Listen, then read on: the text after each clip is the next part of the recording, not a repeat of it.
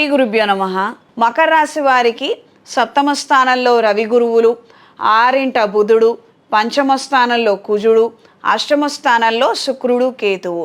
ఎంతో శ్రమిస్తున్నాను, ఎంతో ప్రయత్నం చేస్తున్నాను, ఒకళ్ళంటే ఒకళ్ళు బాగా చేసామని కానీ, బాగా చేస్తున్నామని కానీ, కష్టపడుతున్నామని కానీ, శ్రమిస్తున్నామని కానీ ఏ విధమైనటువంటి రికగ్నైజేషన్ చూపించకపోవడము మీకు చాలా అంటే చాలా బాధను తీసుకొస్తుంది.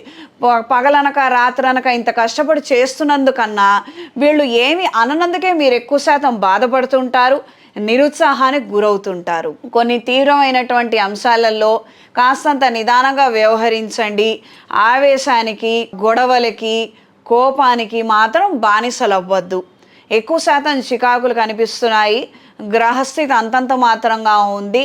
ఎవరు మనల్ని అప్రిషియేట్ చేసినా చేయకపోయినా మన పని మనం చేద్దాము అంటే ఇంత బాగా పనిచేస్తుంటేనే ఎవరేం మాట్లాడటం లేదు. ఏమీ చేయకపోతే మన పరిస్థితి ఇంకా అధ్వానంగా ఉంటుంది. కాస్త ఇది ఒక్కసారి గుర్తించుకొని మీ జాగ్రత్తలు మీరుండండి. బ్యాంకింగ్ ఉద్యోగాల్లో ఉన్న వారికి బాగుంటుంది. టార్గెట్స్ రీచ్ అవ్వగలుగుతారు. కొత్తగా మీ పేరు మీద షూరిటీలు, సెక్యూరిటీలు, ఇన్సూరెన్సులు, ఏదైనా పాలసీలు తీసుకునే ఆలోచనలు నెరవేరుతాయి. ఈ వారం పరిహారం: మంగళవారము, గురువారము, శుక్రవారము క్రమం తప్పకుండా దుర్గాదేవి అష్టోత్తరాన్ని చదువుతూ కుంకుమతోనూ సుమంగళి పసుపుతోనూ అమ్మవారికి అర్చన చెయ్యండి. ఆ బొట్టును మీరు ధరించండి.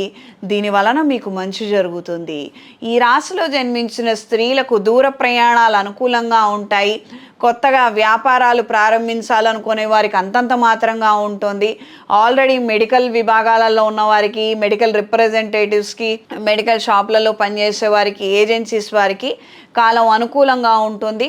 కొత్త బ్రాంచ్ సొంతంగా ఏర్పాటు చేసుకోవాలన్న ఆలోచనలు కూడా కలిసి వస్తాయి. ఈ రాశిలో జన్మించిన వారికి ఈ వారం కలిసి వచ్చే రంగు గ్రే కలర్, కలిసి వచ్చే దిక్కు పడమర, కలిసి వచ్చే సంఖ్య 8.